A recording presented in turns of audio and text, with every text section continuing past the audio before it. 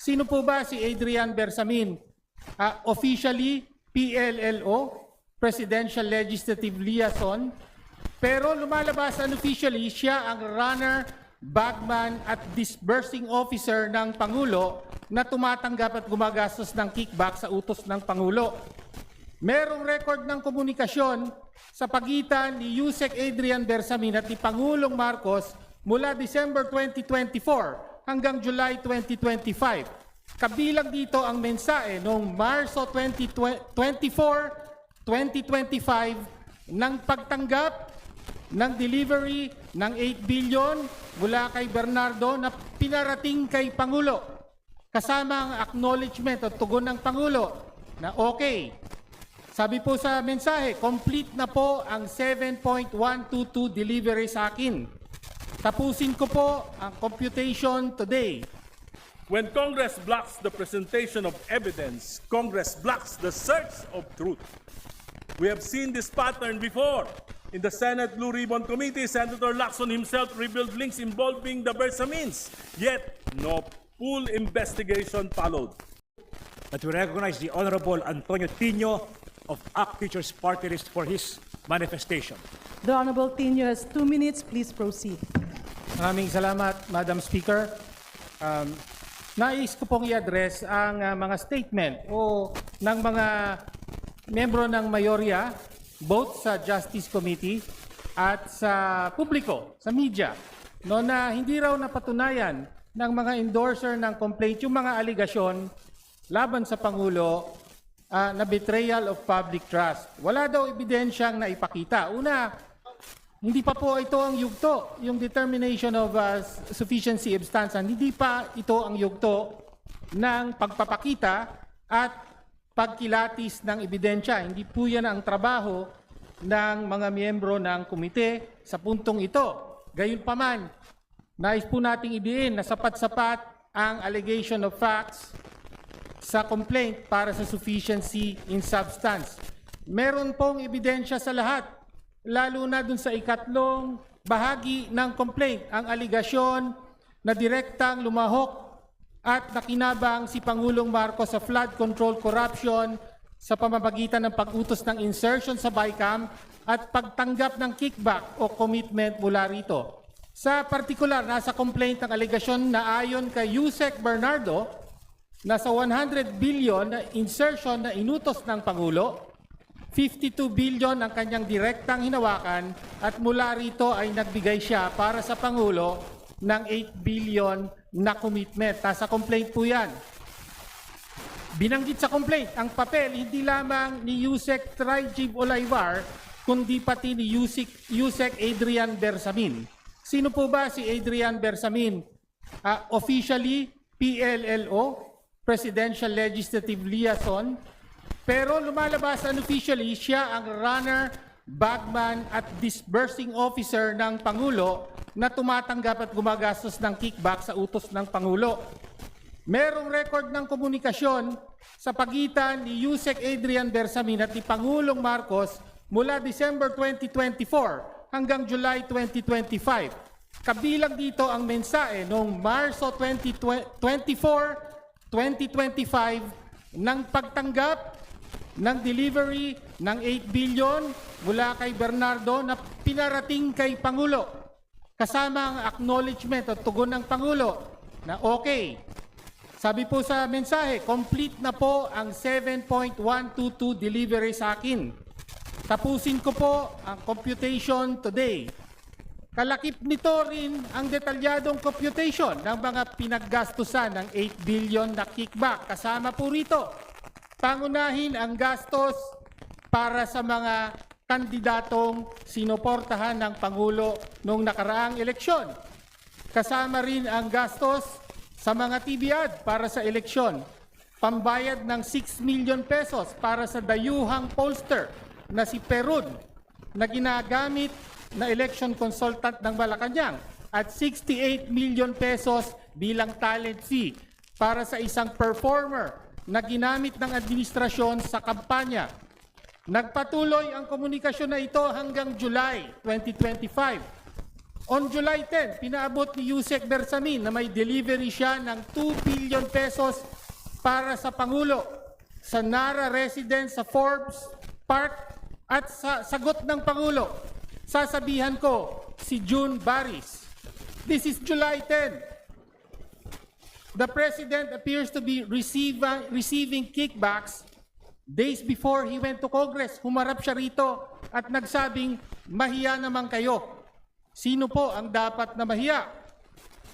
Bukod kay Yusek Bersamin, may kopya po ng record ng komunikasyong ito ang isa pang miyembro ng kapulungang ito, si Congressman Leandro Libiste, at pinarating sa amin, sa ilan sa aming mga kasapian dito, kasama si Congressman Erice.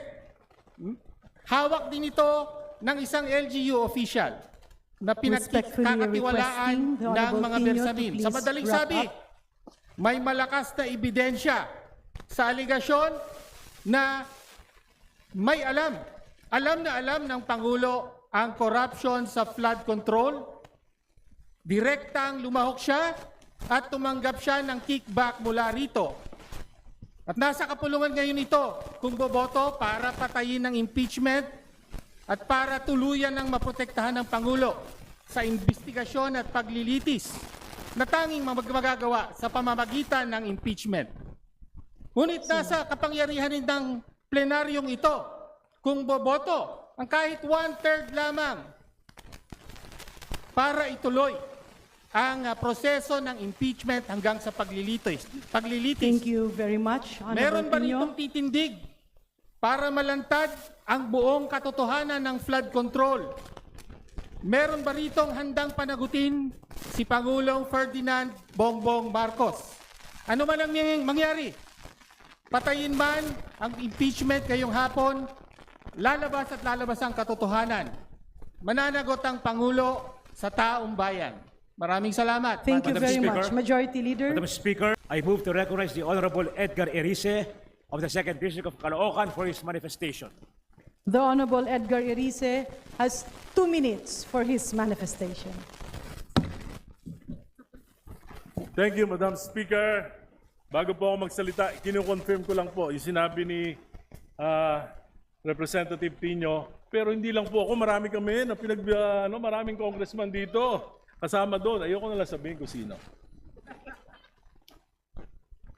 Madam Speaker, the Committee on Justice committed a grave abuse of discretion in dismissing the Lisa Massa et al. Impeachment complaint against President Marcos. It violated Section 5, Rule 3 of our own impeachment rules, which is very clear. Sufficiency in substance requires only a recital of facts and their nexus to an impeachable offense. Nothing more, no proof yet, no authentication yet, no trial yet. But what did the committee do? It conducted a mini trial. It imposed a higher, unauthorized standard demanding personal culpability, sworn proof, and even evidentiary authentication at a stage where the rules do not require them.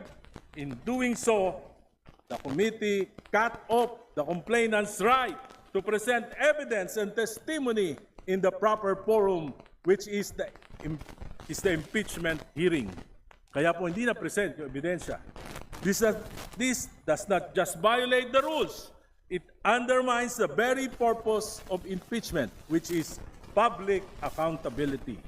When Congress blocks the presentation of evidence, Congress blocks the search of truth. We have seen this pattern before.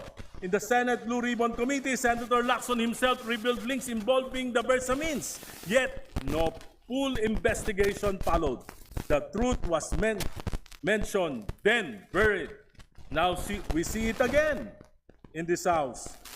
In the ICI, key commissioners resigned because they knew the truth was being suppressed. When the institutions meant to investigate corruption are prevented from doing their job, resignation becomes a form of protest. And let us be clear, covering up the largest corruption scandal of our time will not protect the economy. It will weaken it. The poorest Filipinos, those already at the margins, will pay the price. At this point, we cannot expect genuine reform from the Marcos administration. They are not addressing the problem. They are only managing the fallout. There is no capacity for self-reflection, no active appetite for real reform. The ICI became a talking point. The Independent Commission law became a talking point. The reform agenda became a talking point. The real goal is survival until the end of the term, not improvement, not reform, not accountability. Dribble here, slow roll there, cover up today, paper over tomorrow. The next 2 years will be directionless, marked by political deal-making to survive at the expense of the people and the economy. As 2028 approaches, the President faces only 3 paths. First, prepare to be prosecuted by his successor. Second, go into exile like his father. Or third, remain in power through chacha or extra constitutional means, a frightening prospect. That is why I vote no on this committee report. The consequences of this mistake are enormous, not just for impeachment, but for democracy, the economy, and the future of the Filipino people. Thank you, Madam Speaker.